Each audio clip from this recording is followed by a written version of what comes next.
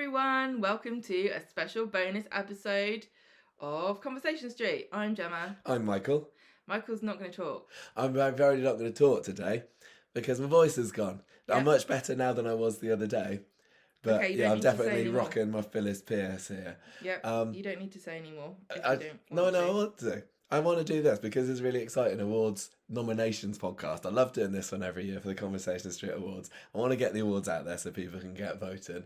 And like yesterday I couldn't talk at all, so this is an improvement. We've got our school Christmas stuff going on at the moment, and I was leading singing assembly, and that just finished me off because I had a sore throat over the weekend. Singing assembly, no, gone. So Right. that's why I sound like this today, but it's not going to stop me. But Gemma might stop me by giving me a little shove if I'm talking too much. Well, I don't really care, but it's not pleasant to listen to. It's husky and sexy. You think you sound like Deirdre? Yeah. Don't say can do something. Can do something. No, I feel it's Pierce, this is, isn't it? Oh, Percy. Okay.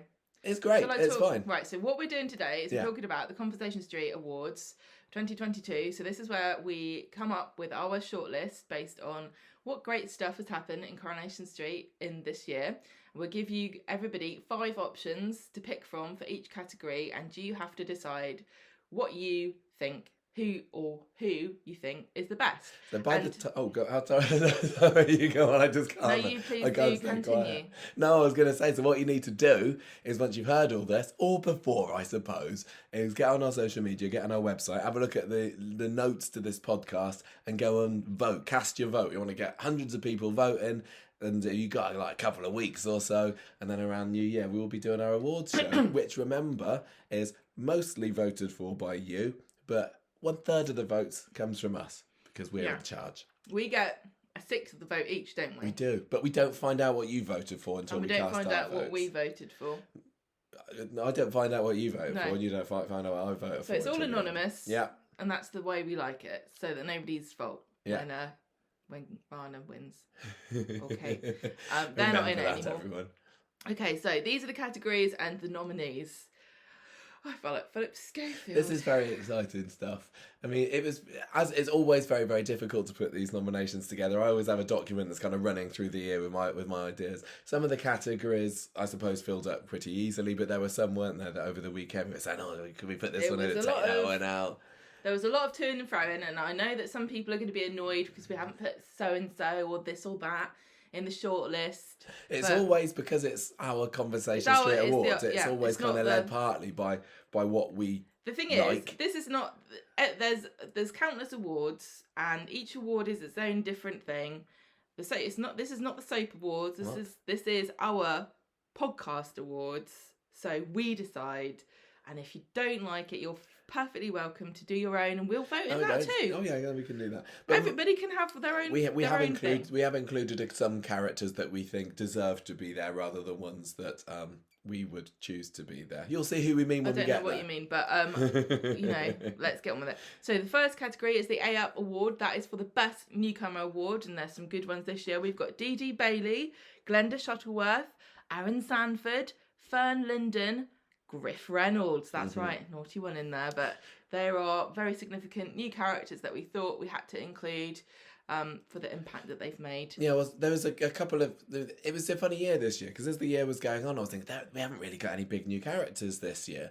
I think out of, the big name characters that have started this year in 2022, you got Dee Dee, Glenda, and I guess Aaron, although Aaron was a bit of a stealth one. It took me a little while to realise, oh, he's staying, is he? The moment I realised that he was a fairly significant person in the show was when I saw him at the Soap Awards. Yeah. He was there on the red carpet with everyone, wasn't he? So I was like, okay, this guy, they're investing a bit into this character. I can't remember who we were talking about. One of the other cast members. Oh, is he a main character? Is he? And I was, yeah, he is. Because sometimes somebody will be introduced as sort of a fairly minor throwaway character, like Frank, for example. Yeah, Frank and Lawrence. Sean's boyfriend, so... Yeah, you never can tell with the boyfriend-girlfriend characters whether we need to invest in them or not. I mean, it looks like Aaron is here for the foreseeable. Yep, so I think...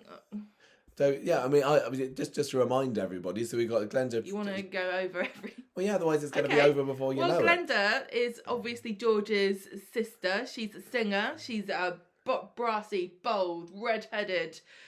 kind of sometimes. Yeah, we've Barmaid. had her for like 3 or 4 months now, haven't we? Jodie Prenger played her, and she's certainly made a big plays her. Yeah, she's still in it.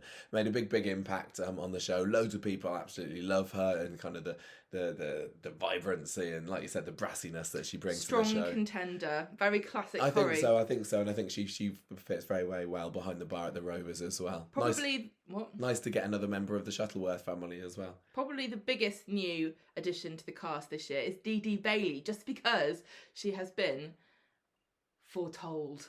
We've been waiting many years for a long Dee Dee time Bailey. for Dee Dee to turn up. Yeah, she is a lawyer. She is part of the Bailey family, and she is up to all kinds of stuff with Alia at the moment. Yeah, I like Glenda, although she's been a big character. She's still not had a big mega story yet, has she? But she's there, and I think lots of people have got some big opinions on her. It's very nice to be able to meet Shanique Sterling Brown, who plays her when we went to the studios earlier this year as well. We got to see her before she appeared on screen. That was very special, so she's a very important character to the show. Aaron, of course, Summer's boyfriend, long-suffering, even though he's only been going out with her for a few months. It doesn't take long. Poor child. I don't really know what else to say about him. He's very handsome and tall. Yeah. And I'm sure that will win him votes, won't it? I'm sure it will do. Fern Linden, who's the doppelganger of Bernie. So she's obviously played by Gabrielle Glaister, who originally played Debs Brownlow on Coronation Street. And I just remember all the reports that came out beforehand saying, oh, they're bringing back Debs Brownlow. Why on earth would they be doing that? But no, she's playing a different character, a villain. So it might not be the last that we hear from her in these award nominations. And I think as a bit of a silly story, which it was, she was also quite a fun character, how kind of plummy and posh she was in contrast to Bernie's chaviness. Yeah, so she's not the only villain we've got on the shortlist, because you've also got Griff. Now, remember, a vote does not equal an endorsement of their character as a person, but more the significance that they've brought to the show. And you can't argue against Griff as far as significant impact has, because he's been meddling around with poor Max and getting up to all kinds of evil, racist he flew under the radar for quite a bit as well, didn't he? Because for a few months he was just, that guy that Spider hung around with, and then he kind of chatted with Peter for a little bit. But in the last couple of months, he's really exploded as one of the big bads for the end of the year. So some great contenders there. Other in previous years, we've had Pat Phelan, for example, evil character. So it's not unprecedented to have a couple of villains in that category. Absolutely not. Top Lad Award, that's our best male character of the year. We've got some nice ones in here, haven't we? Like Imran. Dead, R.I.P. Lovely picture of him we've selected. This is quite probably his last opportunity to get another Conversation Street award, so Imran fans get voting. We've also got Spider Nugent, so I don't think everyone's going to have Shag Toyer on this list, but at least two have. The next one wanted to when he was a teenager. Yes, we've also got Tyrone Dobbs, and then we've got Gary Windass and Tim Metcalf. Now, Tim, obviously, quite a popular character. Are you going to make me read out him as a winner on the show? Do you think that would be quite funny? Then I guess you better vote for him if you think he deserves it. Yeah, I mean, I wanted to put Tim on the end because he has been a fairly significant character. That storyline with him having sexy time, or lack of sexy time with Sally, kind of was running for quite a lot of the year. And obviously there was the heart bypass story, towards January, February, March kind of time as well. So he's been a fairly constant presence. Two quite big stories for his own personal character. Like all the stuff with Steve going on at the moment. And I know he is a really, really loved character, so I thought it was very fitting for him to be included on the nominations. And Gary as well. I mean, he was obviously tied up with Kelly's exit story in the early autumn time. He's a really solid choice. Mikey North, lovely guy. Love Mikey North. And has he got away with his crimes again? I think he has, hasn't he? Yeah. Maybe for Nobody good. cares anymore. And we've also got Tyrone Dobbs, the dirty dog. Yep, that's right. He is. He's been in. He's one of the few characters that Gemma and I are like polar opposites in our opinions. Yeah, there's two people on this list that if they won, I'd be actually quite annoyed. You cannot deny the impact that Tyrone has had on Coronation Street in the last few years. Well, he's had because of the affair story. He's had his little rivalry with Phil, which has been very enjoyable to watch, and now he is all set for lovely Christmas Day surprise wedding. What could go wrong? Nothing. I absolutely adore the character of Tyrone, and I'm really pleased how much he's come into the fore in the programme, because there were quite a few years that he and Fizz were very much background characters. But Alan Halsall is a cracking actor, and I've just loved watching him this year. Really strong contender. So Spider Nugent, a blast from the past. We were very intrigued to know what he would get up to when on his return to the street. Eco warrior or undercover cop. Bit of both. Bit of both, yeah. Still a bit of mystery going on. Where as of the time of recording, like we've known that he's been an undercover cop for a while now, but we've still not really got under the skin or got into the nitty gritty of what turned him into a policeman. What's really going on there? We've had a few hints. I think this is one of the things that Coronation Street likes to do, where they just give you some broad strokes. Yeah. Because they know that later on they're going to fill in some more of the backstory, and they don't want to paint themselves into a corner if they come up with some new different direction for the character. So Spider Nugent, he's for me he's just he is. He's a classic. He's a really, really likable character as well for me. People are finding his change into being an undercover policeman quite interesting. Some people not really buying it or thinking it sounds a bit like he's sold out to the man. But we'll find out. I'm sure it will all come out. What you think when we get the votes. I very much like Spider, and almost a suitable, a good replacement for Imran. Although can you really replace him? We couldn't not We're put Imran on. Staring at his very wonderful much deserves. smiling face on our preview of the award voting page here, and how could you not? He's only been in half the year, but he was certainly dominating our screens for those first 5 months. His last opportunity to appear on Top Lad, so are you going to give him the sympathy vote? Here's my question: who's Georgia Taylor going to vote for? Oh, if indeed she does. It's completely anonymous. We don't track your IP addresses, so just so you know. I think, Imran, majorly popular character. A lot of people very upset about the fact that he not only left the programme, but was killed off. He ain't coming back. And also, he was involved in one of the biggest storylines of the year, which was the baby Abby custody battle. Yeah. Absolutely, and then the major player in Coronation Street in 2022. Truly happened. Yeah, he died. Really tough choices Turns out she just drove into a wall. Although I do know who I'm going to vote for. Up next, we have got the Top Lass Award for Best Female Character. Gemma, who have we got this year on our nominations list? We've got some cracking lasses, haven't we? We've got Abby Webster, we've got Sally Metcalf, we've got Toya Habib, we've got Summer Spellman, and we've got Kelly Nealon. Now, are we going to get an influx of Doctor Who fans voting for Kelly because she's going to be the new companion? Possibly. She's done a bit of filming, hasn't she? She has moved over to the Beeb.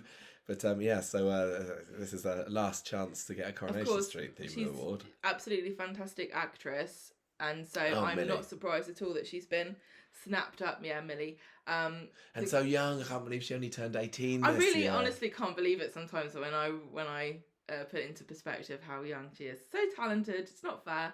But her exit storyline was explosive. I loved the stuff with her and her mum earlier in the year. She just every opportunity she was given, she grasped it with two hands to show what a fantastic actress. And also Kelly Nealon, very interesting the way that the exit played out with her and taking revenge on Gary and proving herself to be her father's daughter. Yeah, and all the romance with Ardy I thought was so cute, even though I knew as I was watching it that it was doomed because we'd seen little previews of what was going to be happening in the autumn. But a huge character for 2022. Really strong actress. I'm really sad that Corrie's losing her, but Corrie's loss is Doctor Who's gain, I hope. Can't wait to see what's her character going to be called? Ruby Sunday. Ruby Sunday is going to be like in a couple of years' time. So Summer Spellman, now this is your chance, Summer fans, to put your yourself on the line here and vote for Summer.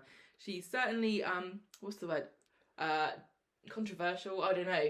She has been a big presence in Coronation Street. She is a younger character, so she's got that potential to appeal to the demographic who's more likely to know how to use social media and vote for her. So there's something in her favour. Harriet Bibby, I think, is doing a good job with what she's being given here. And I'm just interested to see how many votes she gets because the storyline, I think I don't really know what to say about No, her, it's really. fine. We've not always been the most positive Yeah. about her on the podcast, but the amount that she has featured in 2022, She's worked it'd feel really wrong hard. not to include her on this list. And, And it is giving honestly- an opportunity for the Summer Spellman fans to show their support for her. And her storyline has been a very major one for Corrie, especially coming into Christmas and Yeah. So you winter got the months. baby stuff, you got the exam stuff with the cheating. Yeah, she's a together really with interesting. Aaron. She's Huge. probably one of the biggest developed teen characters this year. So there you go. Yeah, all of the stuff with the diabetes and the insulin. she has dominated 2022, so definitely deserves a place in the shortlist, I think. Yeah, and also she's definitely going to get at least 3 votes from her gay dads. So Yeah, I would think so. yeah. Next one we got Toya Habib. Of course, we had to have our lovely Toya on there because I think she's actually been a very significant character, and also Georgia Taylor is an excellent actress who has worked hard in the Abby baby drama. Been given lots of sad, tough scenes to Those play trial out. scenes, Stunts. short as they were. Yes, there has been. Yeah, we've been massive Toya fans, and Georgia Taylor is a friend of the show as well. So we were really pleased to hear that she was going to have a bit more juicy material to sink her acting teeth into this year. She's done a fantastic Now I job can't with say at the everything. beginning of the year if you'd have been explained.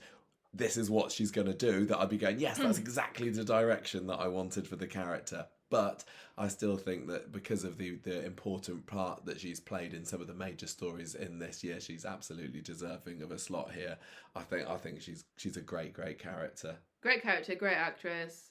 Really intriguing storylines this year, and she's done a fantastic job in making them really impactful and gripping to watch, I think. She's a fab actress. She's amazing, and all the stuff with Spider as well, of course. I know, yeah, her new love. Again, controversial. Yeah. About you're moving on from Imran a little bit quickly. Wow. But yeah, the 90s Is it fanboy in moving me. on or is it moving back? The 90s fanboy in me is just going, oh, every time I see them together. Although, yeah, not on the best terms at the moment. What with her thinking that he's a massive racist. Yeah, Sally Metcalf. She is our another choice. She's for our top- vintage pick of the week. Oh, Is that the right word? Well, to she's use? actually- She's been in the show for a while. I was gonna say she's not a vintage actress, but the character is one of the longest serving on Coronation Street still left in the show. Yeah. And you know, she when Sally first appeared in the show, she was doing scenes with Hilda Ogden. That's how classic. That's how long Sally. she's been in it. And That's how classic Sally is. And this year she's had some very interesting stories with Tim, which I think have gone into new territory for Coronation Street. That's for sure. But it's shining a light on, what goes on behind closed bedroom doors for older couple, middle-aged couples, isn't it? Yeah, and the sort of worry and difficulty with medical issues and things like that. So you know what kind of medical issues we mean. Her and Tim has been great, and I think that she's a fantastic actress. Also, all the paranoia with Aggie as well. Yes, the friends with not benefits. Yeah. Just hanging out and book club friends. Also, worth mentioning for Sally this year, I think, although it's not been a major storyline for sure, is the friendship and supportive role that she's played in Faye's storyline as she's having to go through the early menopause. And Sally's been a real support for that. But as well, just fun and funny. She's had this comedic role for quite a long time now, hasn't she? And she's definitely, she can always be trusted to knock it out of the park, in my opinion, in that sense. She's definitely not afraid to take on some kind of, what's the word? You're not afraid to let the audience laugh at. No. She's not Sally. afraid to make a tit out of herself. So exactly. She dressing up in the nurse's uniform and all the sexy, silly scenes with her and Tim. I think she's a very brave actress, and I appreciate her going that extra mile to make the character of Sally a really enjoyable one to watch this year. Finally, Abby Webster. I'm going to say this is probably the favourite for winning this category. Abby but she hasn't been in the show. She's not been in the show for a very large part of the year, considering in previous years people had said that there'd been too much Abby. I've not been saying that. It's just been the right amount, and she's never been off our screens. More Abby. But yeah, in the last 4 or 5 months, we've seen very, very little of her. Now, I don't know whether that's going to count against her, but you're absolutely right. She's a very popular actress, popular character with lots of viewers. And in the first half of the year, she had some major stories. I mean, all with the baby, the pregnancy lead. Well, there wasn't a pregnancy storyline. That's the thing, was there? She just gave birth out in the middle of This is out in the middle of the countryside. Very spectacular storyline. She did a really great job with very physically demanding scripts there, and also I think she was kind of the one we were supposed to root for in the Imran versus Abby. I think so. Abby, so she was like the hero of that story, even though I think it was easy to sympathise with different people depending on your allegiances, but definitely one of the hero characters of course brought Wendy Crozier back to the street. Yes, responsible indeed. for that. Yeah, if you remember. So there you go. Those are our classes. They are, and there were so many. That was one of the most difficult ones to put together. I think we've got an awful lot of honourable mentions that we're not going to be mentioning because this is just for the people who are getting the nomination. But yeah, we had to think long and hard there about who we would and wouldn't be including. But anyway, those are our 5. So moving on, our next award is the Flamin' Nora Award for Best Redhead, which is not something that very many other award shows have, but we do because we're a silly one. And redheads have always had a very important place in the history of Coronation Street. So Gemma, who are our Flaming Noras who are up for nomination this year? We've got a bevy of them, haven't we? We've got Gary Windass, Phil Whitaker, Fizz Stape, Glenda Shuttleworth and Jenny Connor. Indeed. Now, Jenny is our reigning champion. She is. I mean, is somebody going to knock Jenny Connor off here this year? I mean, what's Jenny this year has been still great behind the bar of the Rovers. Her and Daisy are making a brilliant double act, I think. You can't get more significant than Landlady of the Rovers. No. When you're talking about characters and the hierarchy, in the totem pole, you know what? She'd be the bottom.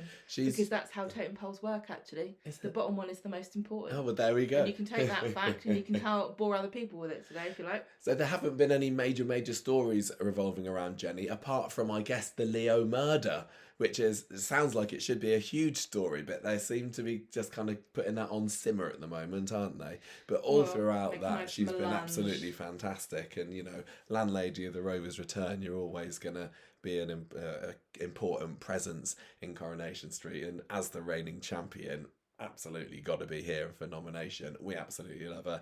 Mega favourite character of the podcast. Will we be voting for her this year? Maybe you'll never know. Who else? Now we've got what? Oh, I was going to say Glenda Shuttleworth. Controversial. At the moment, she's not actually a redhead, but she was, so that counts. It does count, and she is. I think she's like a proto Rita. Oh, you reckon? Well, she's a red-headed crooner, and she likes to entertain, and she's got a big personality, warm heart.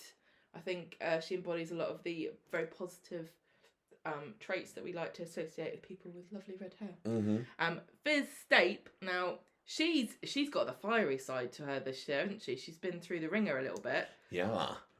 And she's also been in love with more than one man, which is a very kind of... Been engaged to more than one. She's had a busy year as she's been busy That's fizzing. the sort of thing I expect of a flame-haired beauty. Bouncing from man to man and breaking hearts along the way.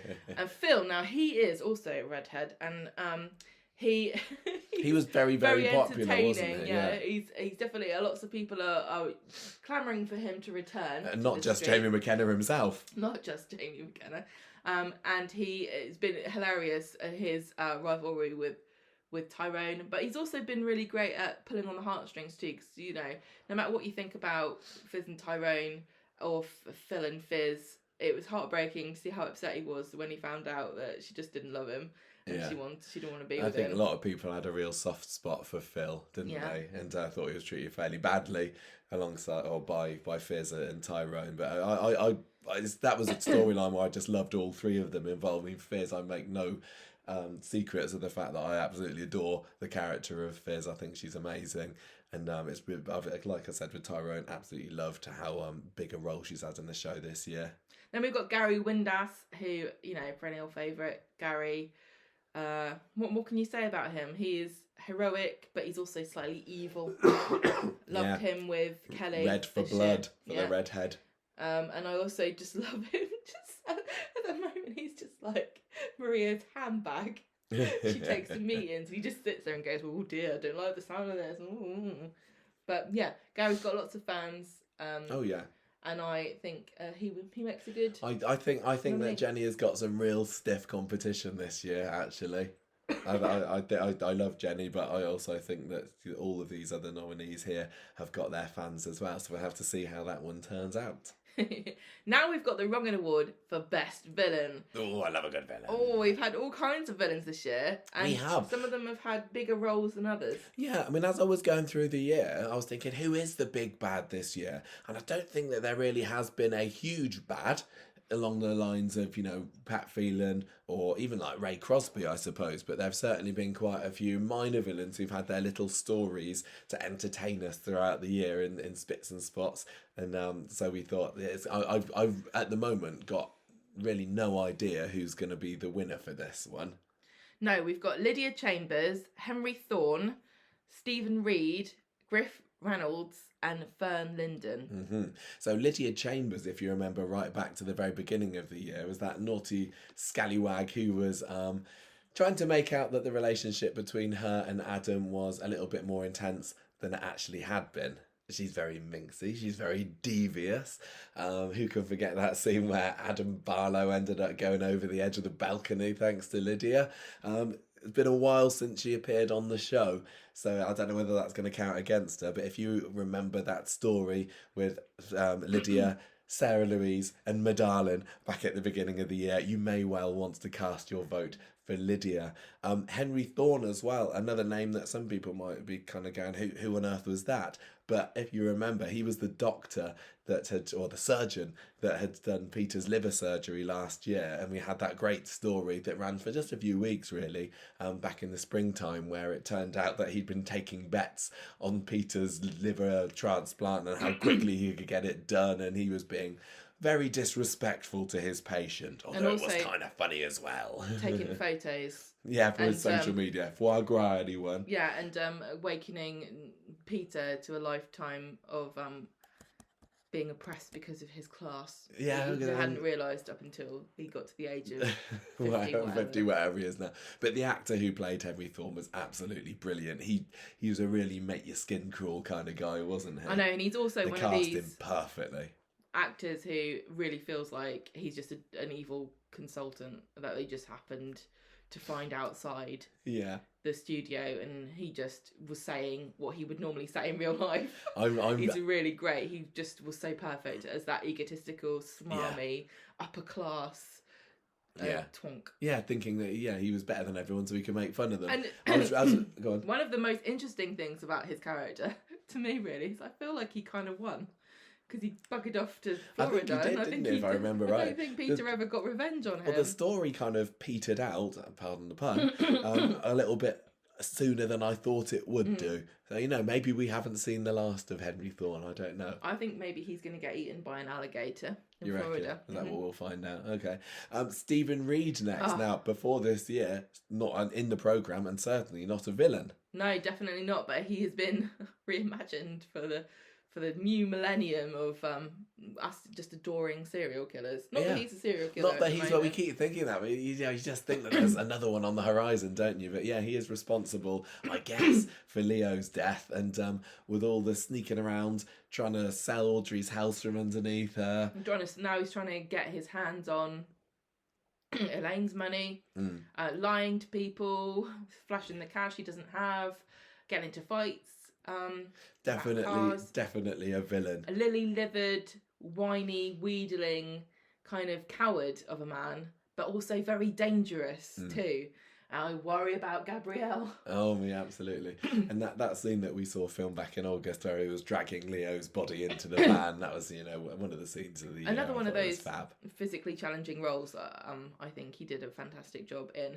Then we've got Griff. Now, he's definitely evil. He's a racist. He could be a terrorist. We don't know what he's up to, but he is planning something big, and I think that we've yet to see his final form when it comes to evilness. Yeah. But he's certainly been antagonistic enough as it is already. And a massive groomer as well. Yeah. You know, the last kind of major grooming story we had was obviously Nathan and Bethany a good 5 or so years ago. And although this isn't exactly in the same way, I think he's been doing a really great job at, being believable in enticing Max into the world of his right-wing extremism. Yeah. I think he can be a scary dude. Very sinister.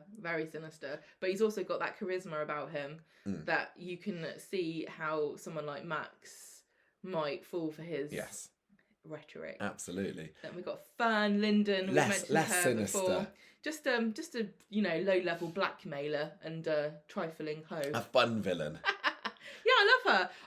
I really the middle class, upper class villains have come out this year, haven't they? Yeah, they really, really haven't they? A lot of them are motivated by money, which is definitely what Fern was after, to try to frame Bernie. Yeah. I just think she was great. She was again, a lot very of fun. charismatic. Yeah, really fun, light-hearted storyline. Bernie's fantastic. So them playing together, doing impressions of each other and doing it really well. I just thought, what an inspired idea. Well done. I thought it was a great idea for a story, so I really, really did. And also, she's so game too to come back to the show to be a doppelganger for another character and pull it off so well too, because who knew she was so good at impersonating Bernie Winters. Right, next up we have got the Our Kid Award for Best Young Character. And, we do like to give a shout out to all our younger cast members on Coronation Street, because I think they have got some awesome children and teenagers who are, taking on some fairly heavy lifting this year, actually, and last year. More so than ever before in the terms of the grand scheme of Coronation Street. Yeah, it seems to be that's what Ian McLeod is after. More balanced across the ages. In fact, there have definitely been arguments that it's too focused on the younger characters. To the detriment maybe of some other age groups, but these young actors are incredibly strong, very talented, and they've had some great storylines they've done a really good job with. So who have we got on our shortlist? We've got Hope Stape, Sam Blakeman, Max Turner, Kelly Nealon, and Joseph Brown. So there are some people on there who aren't on there because the actors are a bit older. Well, even Paddy Beaver is not a child anymore. Millie Gibson isn't either, who plays Kelly, but she was at the beginning of the year. It's interesting. Usually there are more pre-adult, like actual teenager characters that we can put into this Our Kid category, like but they're kind of kids, when we could have Ardy and Asher and everyone, but they're kind of aging them out. And out of the younger characters, it's really Hope and Sam who are kind of bringing up the younger ones who are having major roles. I mean, you got Joseph there, who I actually think is pretty decent. He had this story at the beginning of the year where he was feeling a bit neglected, and he ran away, and then he wanted to go to Portugal with his mum. He felt like, the quads were taking all of Gemma and Chesney's time, and he's actually a bit of a sweetie, isn't he? He's kind of very softly spoken, a kind of a good boy. And everybody needs a little good sweet boy to be in the show, don't they? Yeah. Like Joseph, he's cute. I think over the next few years we're going to see more and more of him. I imagine. And, well, he's got a tragic past, so that's what better way to have a character on Corrie. So Hope, I mean, people have loved Hope, particularly in her most recent incarnation, played by Isabella Flanagan, and just because they like the idea of a psycho kid, and I think that on the whole she does do a great job of just carrying out that role of being sinister a little bit. And mysterious. I don't want to say the wrong word. Yeah, I don't want to badmouth the kid. Exactly. Well, she's not a real person. Real. It's a fictional character. There's a whole genre of movies about scary children. That's why we've got like The Omen and things like that. She's disturbed, isn't she? Disturbed child, with a very sad background, but she's not really sad about it, is she? She's kind of enjoying. No, she's loving it, reconnecting with her dad. The notoriety of it and learning all about Little Women, which I think I love for her. She was also involved in the Joseph storyline at the beginning of the year as well. She's just a meddler.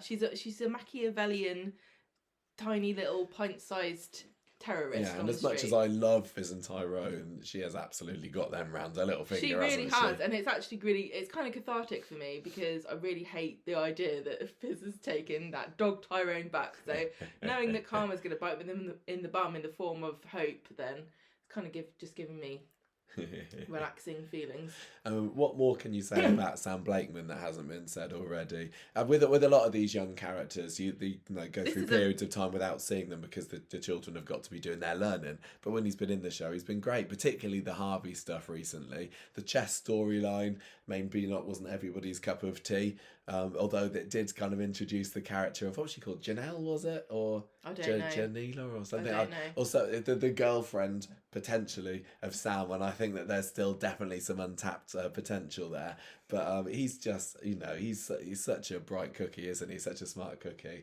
I really think that this category is one of the most difficult categories to decide who should win here, because you got Hope, who I love for her evil ways. You've got Sam, who is just so talented, the actor, and he's such a vulnerable, sweet and endearing personality. Then you've got Max Turner, who is carrying one of the biggest stories in the year so far, the racist storyline. He's kind of like our into the world of Griff and his what his ideas are and what he's going to get up to. But even before that, though, we had all the stories with him getting kicked out of school, going to the Pru. Having to defend himself, being bullied, and being trolled. The scene as well, when he breaks into Trim up north and ends up slicing his groin up and is bleeding out on the street. Oh my gosh! And he's done a really fantastic he's job. Had a big year. Max is actually only 16, isn't he? So he's a lot younger than I keep remembering that he is. Yeah. Paddy himself is a few years older. Yeah, he's playing him very well. He is, and a big turnaround for me actually, because I wasn't sure when he first came in, and the character is quite different from Harry McDermott's portrayal of him, but I'm really on board with Paddy's Max now, actually. Very much like Hope, he's troubled and he reacts to things in a negative way that makes him, that kind of causes more trouble for him. And it can be difficult to sympathise with characters like that sometimes, but I think Paddy Beaver's very charismatic and he plays it in a way that you kind of sometimes feel really, really sorry for him, even when he's doing quite dastardly things. Yeah, I mean, he gets pushed down the stairs, doesn't he? I know. He's had a rough year this year. Yeah. A bit of a meddler, but he's got a real vulnerability to him. He's trying to be tough, isn't he? He's trying to find his way. He's a bit of a sweetie, really, which Max always was. He was always a sweetheart of a character when he was a little boy. It's a very interesting, character arc for him, because he's becoming a man. He's not a child anymore, really, and he's not really an adult. And this is his coming of age story, and it can all go very horribly, horribly wrong at this point. So we're watching him struggle with who he is and what he stands for, and being seduced by the dark side. And there's the relationship between him and his dad as well, following in a way in his father's footsteps in the troubled teen kind of sense. So it's fascinating to watch him. And then Kelly Nealon, of course, we've already spoken a lot about. I mean, she's there in the top lass category, so what more is there to say? If somebody so young can make it into the best actress category, to be honest. She's frighteningly talented. Yeah. Really fascinating character. Huge loss to the show. I mean, but she's not in it anymore. So those are our kids. What a bunch of reprobates they are, eh? Yeah, they actually are. They're all up to no good, apart from Sam. And no Joseph as well. Joseph ran away, tried to make everyone think he was dead. Yeah, and he did a seance as well. And he did a seance, and he was trying to eat biscuits before dinner. What's next? Right Laugh Award. This is for the funniest character. Coronation Street prides itself on being humorous, and they have some very strong comedic performers and some great scripts for those characters. So our nominees this year are Dev Allahan, Bernie Winter, Shona Platt, Evelyn Plummer, and Glenda Shuttleworth. So some old favourites there, and then a new entry in the form of Glenda. She's really made a big impression on people. She's just got that real relaxed cabaret kind of entertainer, just chilled out kind of funny wry, observational humour sometimes. And she also loves a bit of a gossip, which I think is great. Mm-hmm. Then we've got Evelyn Plummer, who, of course, what a legend she is with her put-downs and her withering looks. We've missed her this year. She hasn't been in it quite as much as she has previously. And there's definitely been a few times where I've thought, God, I wish Evelyn was there. But what at least we did get this year was some great scenes with Evelyn and Mimi, Phil's mum, which we sorely missed this time last year when Mimi was brought into the show, but Maureen Lipman wasn't there at the time. So she's been awesome, and she's one of these comedic characters that can also do serious really, really well as well. The relationship that she has with Tyrone, her grandson, is just brilliant. But yeah, love her, absolutely love her. Shona Platt, of course, she just grows on me every year. I think I can't remember whether we've nominated Shona Platt for Right Laugh before. It feels really like they've worked out what to do with Shona, and because I was always quite sceptical of her, I thought she was a bit dull. I didn't really like her with David, but now I absolutely love her. I think she's brilliant. She's ditzy. She's got this weird backstory that she's shot in a box, and so you can't trust anything she says, and she'll just come out with any old nonsense or say what's on her mind without really censoring herself, which I think is really fun. And they use it really well. And and she's fun. They don't make her out to be an idiot. That's the thing. She's not. She's actually talking more sense than a lot of people. Yeah, she just says how it is. Yeah, exactly. I've loved her watching Max grow up and seeing everything that he's going through. You know, recently we saw her making fun of the fact he had a girlfriend and everything. Just giving her a gentle ribbon and everything. Quite a lot of the time, it's Julie Goulding's reactions to things or her expressions or kind of silly faces that she pulls that really makes Shona such a comedic character and so much fun to watch. Yeah, she's really fun to watch. You're absolutely right. Bernie, of course, she's been great with this Fern storyline. I think she's got great timing. She is one of these whimsical characters that Corey likes to do where you don't really take her serious. She's not one of these characters that really feels like a real person, the same as Dev. But they're larger than life and they're very colourful, and I think that she does a fantastic job with making Bernie really kind of just engaging, isn't she? She just feels like she has a lot of fun. Yeah. And Dev, obviously, love him in the shop. He just the way they've morphed him, as we've said in previous years, into this embarrassing dad has been brilliant. Jimmy Harkishin's performance as Dev is one of the most unique performances I think on television. Like Dev is just nuts, isn't he?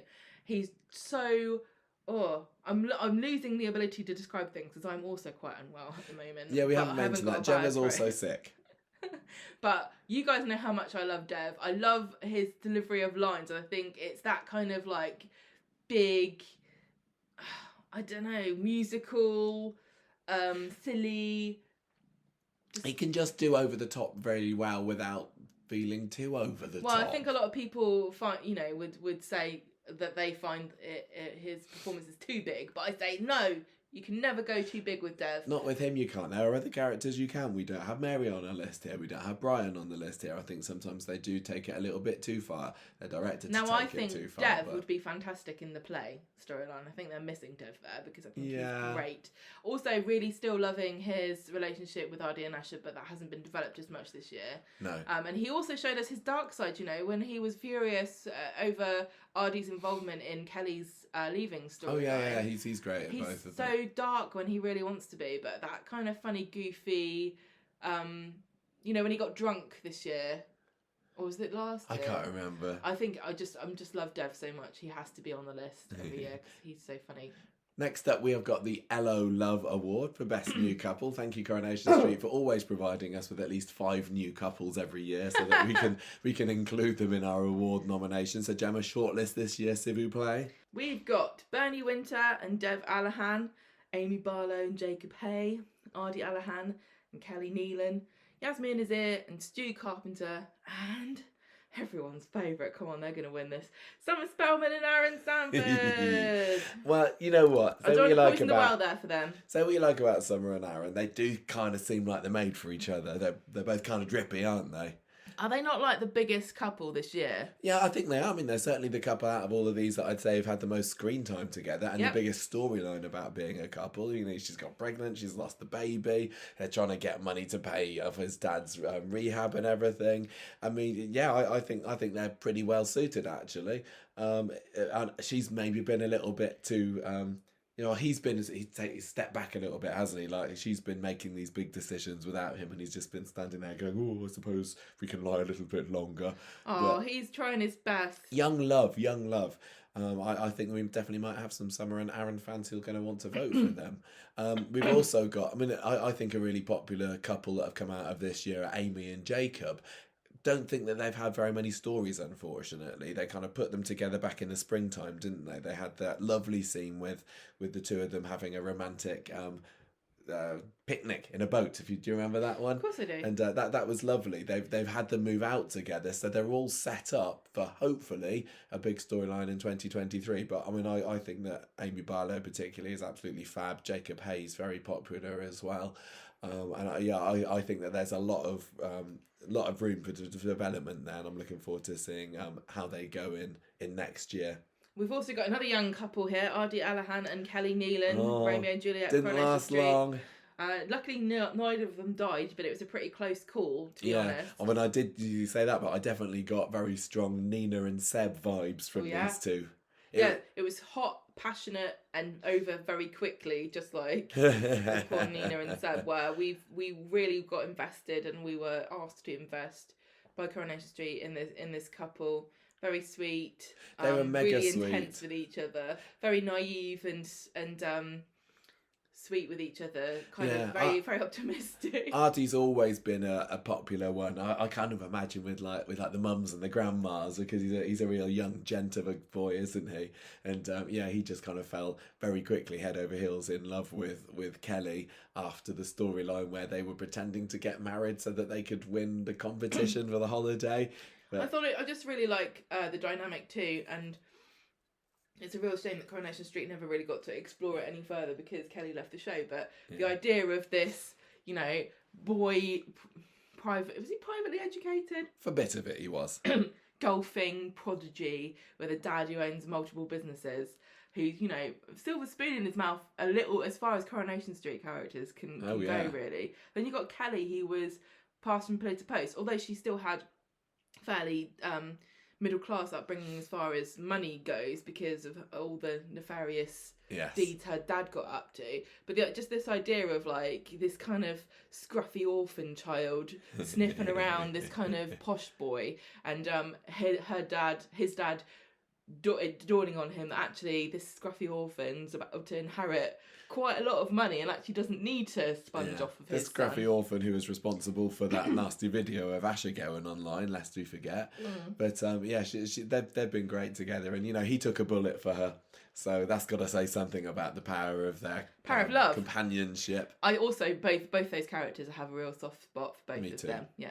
Then we've got Bernie Winter and Dev Allahan. Same kind of deal here, as I've got a soft spot for both his characters. I was kind of thrilled when they got together. Yeah, because they've been like, although they're an LO love, they have been together in a way in previous years, but it's this year when Dev kind of finally stopped just saying, oh, you know, she's just a bit of fun, and sort of decided I want to make a go of it with her. Very unconventional romance, these two. And again, you know, the scruffy verse, you know, it's kind of like Lady and the Tramp, but the lady is Dev.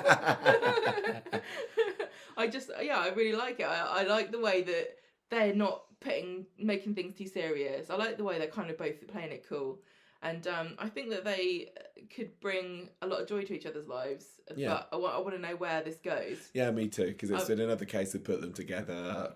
What's next? Yasmin and Stu, again, this feels like this was inevitable. We've waited a long time for this. They still feel to me like they're platonic friends, but they had a kiss, so they're definitely dating, and they share a bed, so... At last, they're together. Because they've had a few bumps in the road on the way, haven't they? Because poor Yasmin's still coming down from all the everything that Jeff put her through, so she's been somewhat mistrustful of other men. But I think now she's finally realised that Stu really is a good guy. Yeah. He didn't murder that girl. He didn't murder her after all. That's all right then. And hopefully he's going to do a lot of good for her, because, you know, after Jeff, after Sharif, who was also a bit of a nasty piece of work in some ways. I think she's finally bagged a good one here. Well, they're both decent people, and they're both Yeah. caring and community-minded, and I think that Happy ending they for could her. be a Corrie power couple. Hopefully. Speaking of power, Eki Thump, Gemma. Next one is our award for the best scuffle, which has been renamed again this year. It's been best fight in the past. It's been best punch in the past as well. But there haven't been too many fights this year. But there have been other things. There have been other violent stunts. Yeah, so scuffle is the word that you came up with to describe this. So should we go through the nominations and see how they all fit together? Now, you can watch the videos for these somewhere. I don't know how I have not put links up for these anywhere. They're all on YouTube. I don't know whether I can put them on them. I'll figure something out. Tyrone and Phil's Christmas Day fight. So a 2021 scene, but was a bit too late to make last year's awards. So this was when they were at the height of their rivalry over Fizz, and they ended up just having a good old scuffle in the street. Tyrone tweaking his nipples, going after each other with water guns that belonged to the siblings. Yeah, it was a fun Christmas Day rompy fight, and it's out of all of these, it was the scrappiest scrap of them all. We've got Peter punching Henry Thorne at the hotel. This was when he was having his fancy dinner with a posh friend of his, and Peter comes in and Thorne tries to humiliate him by just looking down on him and being being rude smart, about him, like we were saying earlier. And so Peter gives him a punch. Yeah, I think And then lots gets of people, lots of viewers cheered cathartic. Peter on for that one. I think that became as a well-deserved sock in the face. Then we've got Lydia pushing Adam over the balcony in the shopping centre. He lands on the coffee shop right in front of Daniel.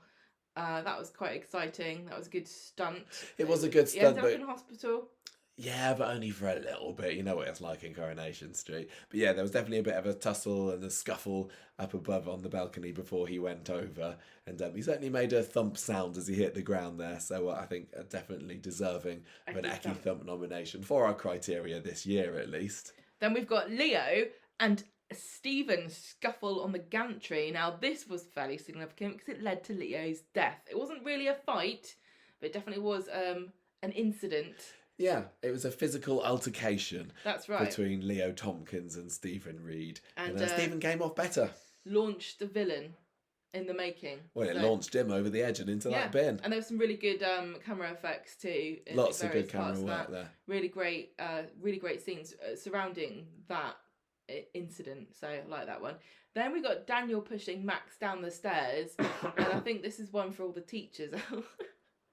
No, we don't all want to push children downstairs. Can't say that. Don't think I would. Daniel caught Max in his flat, and Max is trying to run away, and then Daniel just shoves him, and he ends up falling down. He'd broken that clay handprint thing of his and Sinead's and Bertie's handprints, hadn't he? So obviously destroying something there quite precious to Daniel. This is when Daniel realised that the stresses of teaching were not for him. Yeah, and he was still only on his training at this point, wasn't he? Yeah, you get in trouble for that. He didn't make it into the world of teaching for very long. And yeah, he kind of pushes him and he trips over something at the top of the stairs, doesn't he? And there were an awful lot of people, I think, watching him thinking, yeah, that Max deserves it. Wow. But I think since then, Max has redeemed himself somewhat in the eyes of some viewers. Yeah, but now he's back down on the trajectory to...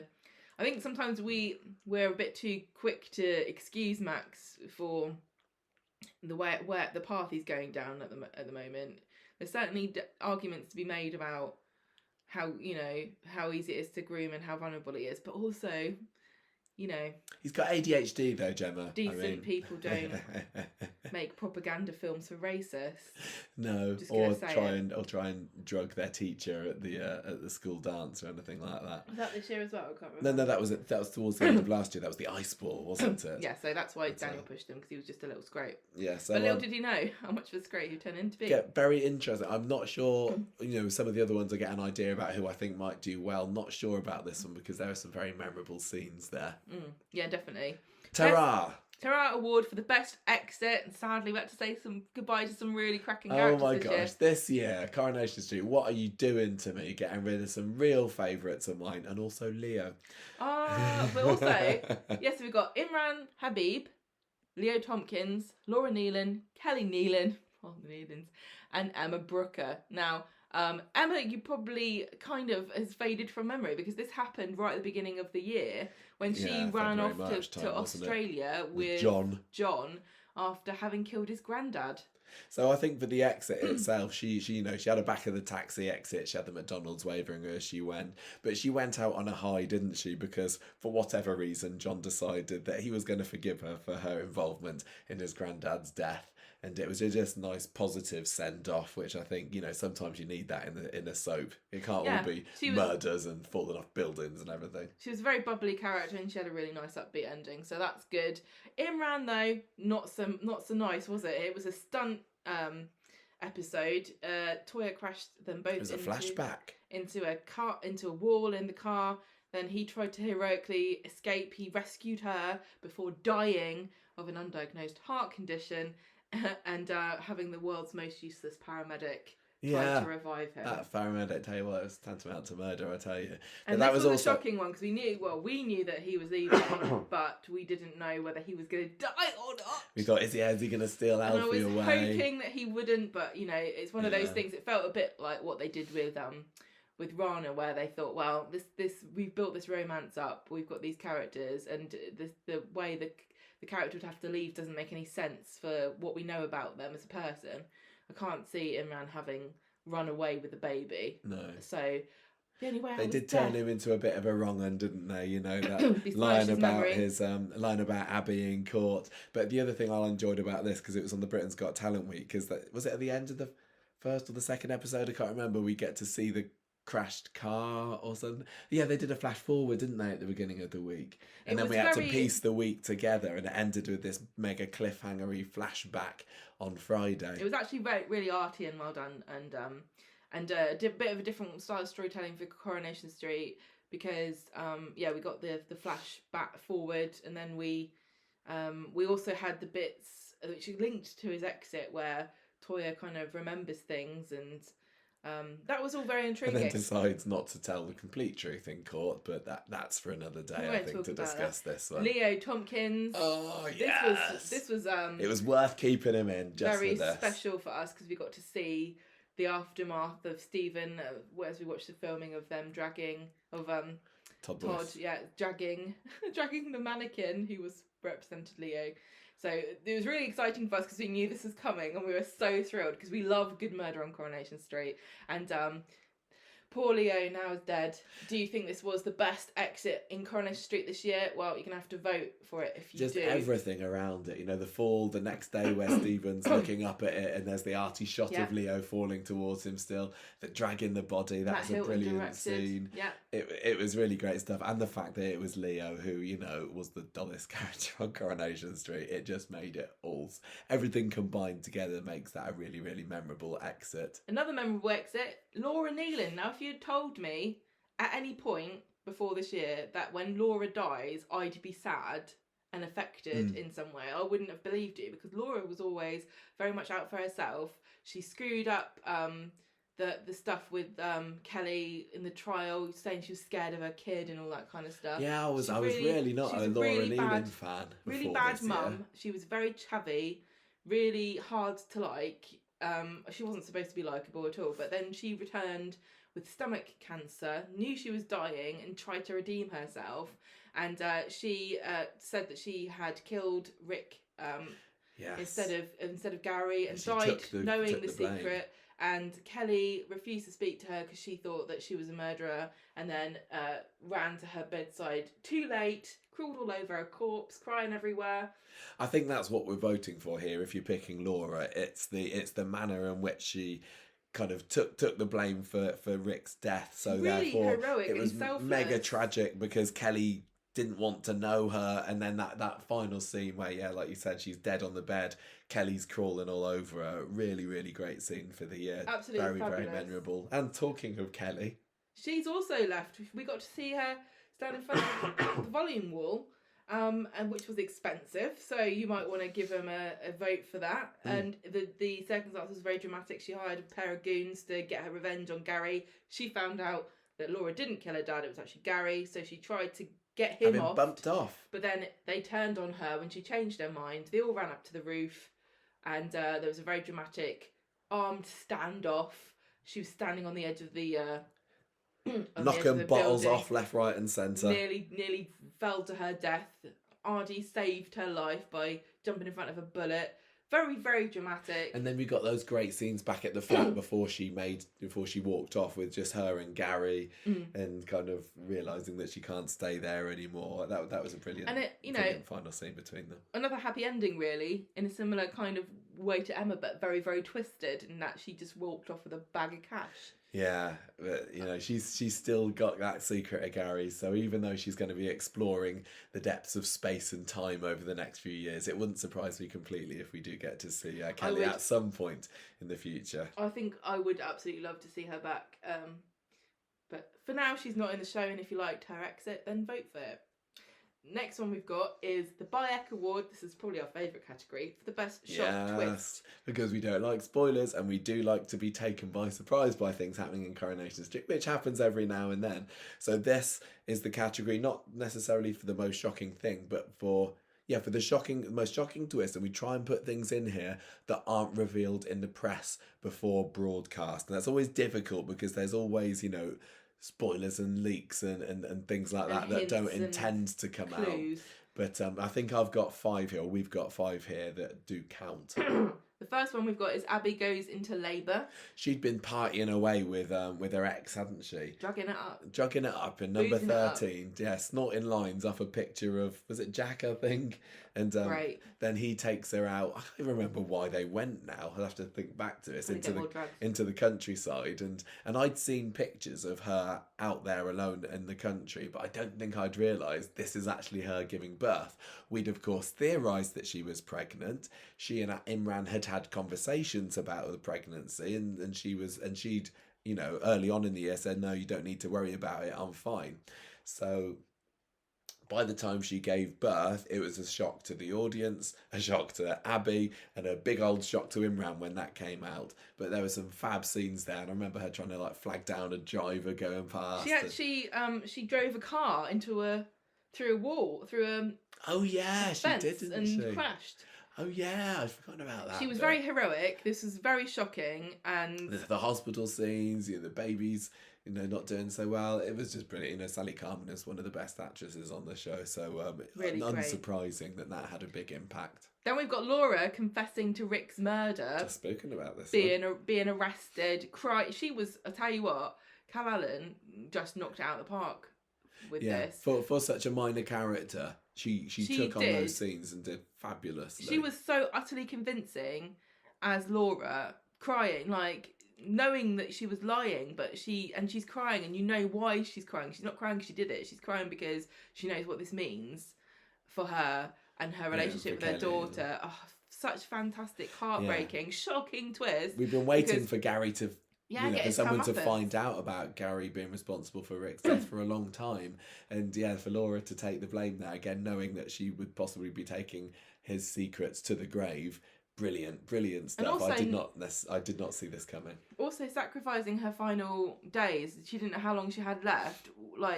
Giving up the opportunity to spend it peacefully at home or in the hospice or somewhere. Being arrested. Yeah. She didn't know whether they were going to leave her in a cell or if they were going to put her in the hospital or what. So it's really, really brave and really well acted.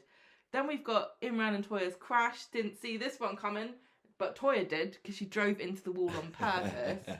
we had a feeling. I mean, they had the trailer beforehand, didn't they? There was a burning car in it. We were thinking, oh, what's going to happen? Or is it going to be Abby in the car crash? We didn't know exactly how it was going to play out. Although knowing that it was, Charlie DeMello who plays Imran's final episode, we thought it might not be great for him. But what a huge scene. Very, very sad that's how it went. But there was some really spectacular stuff. All the scaffolding coming down and everything. And I think it made a lot of viewers quite sad. I think it was quite heartbreaking for them to see poor Imran go off like this. Then we've got Ardy being shot. This was shocking. He was shot against a volleyball wall, so very dramatic and expensive. Up on the roof, wasn't he, in Manchester? Nearly sacrificed his life for the girl that he loves. Very heroic, very sweet. I mean, again, we knew about this one because we'd heard about it when we were there in August, and I saw some people kind of theorising that was Adi going to get killed off, but because especially with the hints about how tragically perfect this relationship with Kelly was turning out to be. But yeah, having him jump out there doing his no in front of the bullet, I think for a lot of people that came out of nowhere, because we didn't know that Ardy was on the roof, did we? He kind of snuck up there when Gary went up. Now, the final one we've got here is Stephen killing Leo. What more could we say about this? This was one of our greatest moments in Coronation Street this year, as far as I'm concerned. I really enjoyed it. It was shocking. Nobody could have predicted that Stephen would end up being a murderer. No. And definitely Leo wasn't really on the horizon until a couple of weeks before. What I was a little bit disappointed with the publicity of this is that in the previews for the episodes after it, it was like, oh, Leo's mysteriously disappeared. Where's he gone? He has a confrontation with Stephen on the balcony. So I did see some people putting two and two together. It's a shame. I'd rather this had been completely kept under wraps, because when we found out that this was happening back in August, our jaws hit the floor. Yeah, so what you want to do with this category is vote for the one that genuinely took you by surprise. I think so. The one that gave you the biggest jaw-dropping Bayek moment. Really, that's what soaps... One of the things that we want soaps to do is to give us that real moment of... And they need to do this too. A moment of thinking, I'm glad I watched this because I didn't want this to be spoiled for me. This is amazing and unexpected. And I want to talk to other watchers about, other viewers about it. And I think all of those 5 things that happened there were certainly big talking points at the time. Yes. Is this our final? This is our final award for the night, our final set of nominations. This is the Lats Champion Award for the best storyline. And the nominees for this one are Abby, Imran and Toya's baby drama, Max's grooming, Phil, Fizz and Tyrone's love triangle, Stephen turning killer, and Kelly's exit. I think we've said quite a lot about all of these already. We have, really. I mean, the Abby, Imran and Toya certainly was the major story in the first half of the year. Went off the boil maybe after then, but for the spring to early summertime, this was certainly a huge story, and really I was invested in it big time. One thing I'll say about this category this year is that there doesn't really feel like a clear-cut front runner like there normally is, because there wasn't one big storyline for 2022. And the other thing I'll say about it is I feel like there's something for everybody here, because we've got the love triangle stuff, which is more of the romance and that kind of like... It's the comedic side as well, exactly. Not sitcom. What do I mean? Well, it was a bit rom-com. Yeah, rom-com. That's what I mean. With then we got Phil and Ty. Max's grooming, which was the real gritty kind of realistic issues storyline. We've got the Abby, Imran and Toya's baby drama, which is more of a classic kind of soap situation where you've got very overwrought interpersonal relationships blowing up out of all proportion.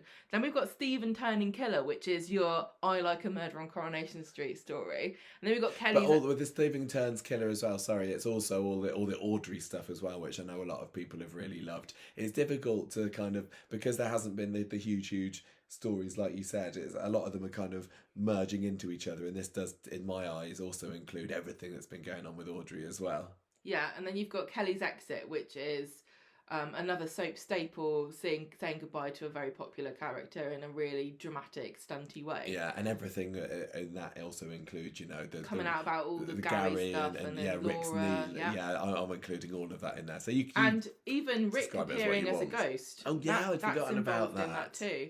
And that was a really unusual choice for Coronation Street. They have had ghosts appear in bodily form before, interacting with people. But never quite like that we saw with Kelly, where he was basically manifesting as her evil. He was like, you're a Neelan, aren't you? Yeah. Basically, and what does that mean, and how are you going to react in this situation? And it was funny to see him back after such a long time, and also really quite funny that this was the first time that Millie, who plays Kelly, had ever interacted with the actor who played her dad, Greg Woods. Yes, indeed. No, I think they might have had a photo taken right at the beginning, but yeah, this is the first scenes that they'd had together for sure, because Kelly obviously appeared after his death. There are lots of little storylines that I think are going to stick in people's memory this year as well for good reasons, but I think we had to pick the ones that we felt were the most major, long-lasting, most implications for the Yeah, show. we haven't put Summer's storyline in here. Obviously, that was big as well, but well, we also had to pick We ones don't we love like Summer. too. So these are my 5 favourites. yeah, I think so. for And me again, as well. really, really difficult to pick here. I think one of the interesting things to come out this year is the fact that there was no major focus for one big mega storyline and then, 3 or 4 sub stories throughout the year. I don't know if that was on purpose. I don't know if we've missed something or if it was lost in translation somewhere and one of these stories was actually supposed to be the A story, but we've been spoiled with lots of smaller yet still quite dramatic storylines, but none of them have lasted the full 12 months. Yeah, exactly. Not like the Yasmin and Jeff story, for example, which was running for 2 years. Platts and yeah, exactly. the drug There's stuff. been little Callum. bits here and there. Yeah, so that is it. So get yourselves onto our social medias. Find our website. I can't say the link here on the podcast because there's nothing quick and easy that you can find it with. But I'm sure that if you search for a little bit, I might be able to make a bitly, but I'm not going to. I might Go onto our Twitter. You'll find it. Go and vote. Yeah, go and vote. Vote once. Make sure that you get involved. It's really good fun. Please share it as well. We want to have this retweeted all over the place. Every year I'm like, I want to get more votes than last year. And we got a huge number of votes last year on this. I don't know whether it's beatable. But yeah, please vote, and if you feel share very it, tell strongly everyone about it. About a certain outcome, you need to manifest it by voting. Exactly. Now there is going to be one other award, as always, in the Conversation Street Awards, which is our Mad for It award, where we give a shout out. Bribes. No, we don't. We've kind of decided who's going to win this one. This is our Listener of the Year. It's been put together in memory of Tivor, Diane Williams, a good friend and very real big supporter of the show. Huge supporter of the podcast in its early days. He sadly passed away a few years ago. A celebration of the fans of the show and of Coronation Street, because really it's the fans that make the show, and without you guys and without an audience for Coronation Street, it just wouldn't happen, would it? Exactly. So we can't vote for that one. That's just down for me and Gemma to decide. I think we know who we're going to go for, but you will have to wait a couple of weeks to find out. Usually around Christmas Day-ish is when I stop the votes on here. I'll put out messages on social media. I don't know exactly. But get and vote as quick as you can. But give it some thought. Yeah. Don't just, don't go with your gut instinct. Well, I suppose you can vote for whoever you like, really. But you got a little while if you're listening to this when it comes out. And I think the plan is that we'll be able to get this out by the end of the year. But there's a lot of curry on over Christmas, and there's lots of other Christmassy things that we need to do, because we don't just host podcasts. We have lives as well, believe it or not. Especially Gemma. And so hopefully by New Year we'll get the results out, and maybe a few acceptance speeches or two like the last year. I really hope we can get some this year. I think some people might be too grand and big to do it now. We have to see. It all depends on who wins. And, it does, doesn't it? Yeah, so get voting. I'm really excited with the nominees we've got this year. There's so many great things that have happened in Coronation Street, and there are some really, really tough categories. I am really excited. And the thing is about it is that some years when we put stuff in, I'm like, I really hope this person doesn't win. I really hope this storyline doesn't win. There's nothing like that this year. I think I'd be genuinely happy with almost anybody winning any of these categories, because I've just really enjoyed it. Although, from week to week we've had our things to say about what we thought was going on, but when you look back on it, isn't it pretty neat? When you highlight the good stuff, and that's what this show is about. There's stuff to celebrate. Exactly. That's what the Conversation Street Awards are for.